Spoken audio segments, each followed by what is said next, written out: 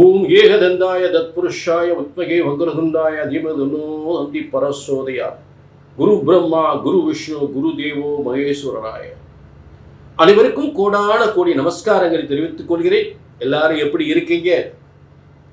நிச்சயமாக இந்த நிகழ்ச்சி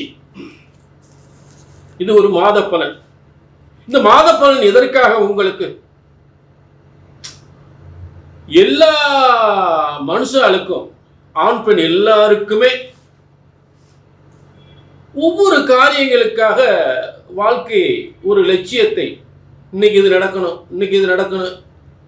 போன மாசமே இந்த காரியம் வெற்றி பெற வேண்டியது, போன மாசம் போய் இந்த வேலைக்காக வந்து முயற்சி பண்ணேன், ஆனால் இந்த மாசம் வர சொல்லியிருக்காங்க. போன மாசம் முடிய வேண்டியது இந்த மாசம் வர சொல்லியிருக்காங்க.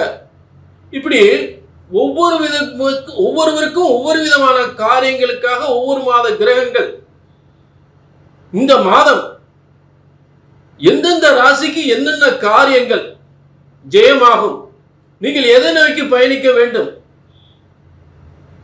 உங்க வாழ்க்கையில திட்டங்கள், உங்கள் லட்சியங்கள், உங்களுடைய காரியங்கள், உங்கள் லட்சியங்கள் இந்த மாதம் உங்களுடைய மனதில் நினைத்த காரியம்லாம் இந்த மாதம் நடக்கக்கூடிய வாய்ப்புகள் இருக்கா?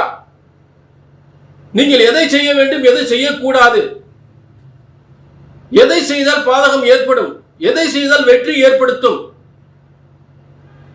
அப்ப ஒரு பாதிக்கப்படக்கூடிய விஷயத்தை தடுத்து பணத்தை சேமிக்க முடியுமா? இல்ல தேவையில்லாத விஷயத்துல பணத்தை முதலீடு செஞ்சு அதுல தோல்வி அடைய முடியுமா? அந்த தோல்வியை தவிர்ப்பது எப்படி? வெற்றியை ஏற்படுத்துவது எப்படி? ஆக உங்கள் வெற்றியை தோல்வியை நிர்ணயிப்பது கிரகங்கள். அப்ப உங்கள் ஒவ்வொரு காரியத்தையும் வெற்றி ஏற்படுத்தக்கூடிய கிரகங்கள் அந்தந்த மாதங்கள் அந்தந்த கட்டங்களில் அமர்ந்திருக்கிறது. உங்களுடைய ஒவ்வொரு காரியங்களும், இந்த காரியத்தை செய்தால் நீங்கள் வெற்றி பெற முடியும், இந்த காரியத்தை செய்தால் வெற்றி பெற முடியாது, அப்ப இதை தவிர்த்து விடுங்கள் என்று சொல்வதற்கு அந்தந்த கிரகங்கள் அதில் உட்கார்ந்துருக்கு. அப்ப இந்த மாத பலன்களாக உங்களுக்கு ஒவ்வொரு விளக்கங்களும் தரும் பொழுது நீங்கள் கண்டிப்பா சுதாரிச்சுக்கலாம், கண்டிப்பா வெற்றி அடையலாம். அப்ப இந்த கிரகங்கள் இந்த காரியத்தை செய்தால் நிச்சயமாக நீங்கள் வெற்றி பெறுவீர்கள். இந்த காரியத்தை நீங்கள் தவிர்த்து விட்டால் உங்களுக்கு பணம் மிச்சம், உங்கள் அலைச்சல் மிச்சம், நட்டப்பட மாட்டீங்க, நஷ்டமாகாது. இதை செய்தால் நிச்சயம் வெற்றி என்பதை சொல்வதற்காகத்தான் மாதக்கோள்கள். இந்த மாதத்தின் 31 நாட்களும், மே மாதத்தின் 31 நாட்களும் இந்தந்த காரியத்தை செய்து வெற்றி பெறுங்கள் என்பதை சொல்வதற்காக இந்த மாத பலன்களை வழங்கி கொண்டிருக்கிறோம். இதை கொஞ்சம் நல்லா கவனிங்க, அது பொது பலன், புரிஞ்சுட்டீங்களா? ஆக இதை நல்லா கவனிச்சு அந்தந்த காரியத்தை ஈடுபடும் போது மிகப்பெரிய வெற்றி அடையலாம், மிகப்பெரிய வெற்றி அடையலாம். அதுல மாற்றமே கிடையாது. நீங்க செய்ய வேண்டியது நல்ல கவனிங்க, கீழே ஒரு நம்பர் இருக்கு, தனிப்பட்ட, அதாவது பொது பலன், புரிஞ்சுட்டீங்களா? மேலும் உங்கள் சந்தேகங்களை, ஏங்க இந்த மாதிரி ஒரு காரியம் நினைச்சிருக்கேன், இதை செய்யலாமா, இந்த மாதிரி சொல்லியிருக்கீங்க, இதை செய்யலாமா அப்படின்னு ஒரு அப்பாயின்மெண்ட் கேட்டு ஒரு தெரிஞ்சுக்கலாம். கீழே நம்பருக்கு, இது பொது பலன். அதே நேரத்தில் புரிஞ்சுட்டீங்களா? உங்க தனிப்பட்ட ஒரு ஜாதகத்தை பார்க்கணும்னா கீழே நம்பருக்கு நோட் பண்ணிக்க, ஒரு அப்பாயின்மெண்ட் வாங்கிக்க. ஏன்னா உங்க ஜாதகத்தையும் தற்போதுள்ள கிரகத்தையும் அப்படி ரெண்டையும் சேர்த்து வச்சு பார்க்கும்போது உங்க வாழ்க்கை, உங்க காரியங்களை எந்த அளவுக்கு வெற்றி பெறும் என்பதை தெளிவாக பார்த்துடலாம். கொஞ்சம் கூட குழப்பமே இல்லாம உங்க வாழ்க்கையில வெற்றி வரலாம், வெற்றிக்கு மேல் வெற்றி அடையலாம், தோல்வியே வரக்கூடாது. பிரம்மனுடைய தலையெழுத்து என்பது கண்டிப்பாக ஒவ்வொருவருக்கும் ஒவ்வொரு விதமான தலையெழுத்து இருக்கும், புரிஞ்சுட்டீங்களா? ஆக ஜோதிட சாஸ்திரம் என்பது பிரம்மனால் உருவாக்கப்பட்டது. கண்டிப்பா உங்க பிரம்மன் படைச்ச அந்த விதியை, உங்க ஜாதகத்தை பிரம்மனுடைய படைச்ச அந்த விதிப்படி சரியாக கணித்தால் சரியாக நடக்கும். அதுல மாற்றமே கிடையாது. தப்பா கணிச்சா தப்பா நடக்கும், சரியா கணித்தா சரியா நடக்கும். கீழே நம்பர் நோட் பண்ணிக்கங்க, நிச்சயமாக வெற்றி நிச்சயம். மகரம், மே மாத பலன் மகர ராசிக்கு. மகரம் நிச்சயமாக மிகப்பெரிய சிகரத்தை தொடும், அதுல மாற்று கருத்தே இல்லை, மாற்று கருத்தே கிடையாது.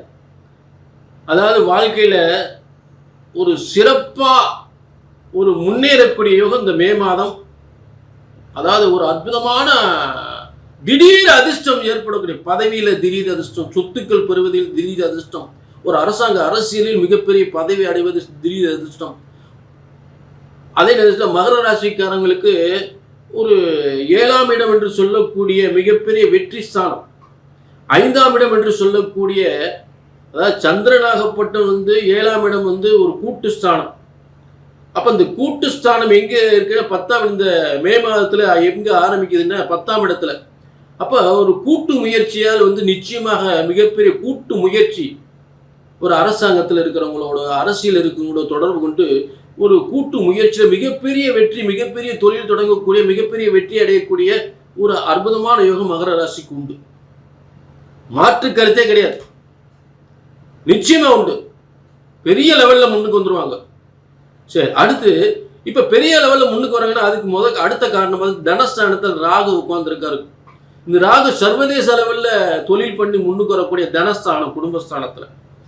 அடுத்து மகரத்துக்கு பாத்தீங்கன்னா 5ஆம் இடம் அதிர்ஷ்டஸ்தானம் சொல்லக்கூடிய சுக்கிரன் ஆட்சி பெற்று இருக்கிறார். அப்ப 4ஆம் இடத்துல சூரியன் அரசு கிரகம், அடுத்து செவ்வாய் பூமிகாரன். அப்ப பூமி, இடம், வாகன யோகம், பதவி யோகம், அரசாங்க அரசியல் பதவி யோகம் என்பது நிச்சயமாக ஒரு மகரத்துக்கு உண்டு. அதே நேரம் இந்த நல்ல தொழில் யோகம், அதாவது மகரத்துக்கு பாத்தீங்கன்னா அட்டமாதிபதி என்று சொல்லக்கூடிய திடீர் ராஜயோக, 8ஆம் இடம் ஒரு வலிமை அடைந்தால் திடீர் யோகம், திடீர் அதிர்ஷ்டம்,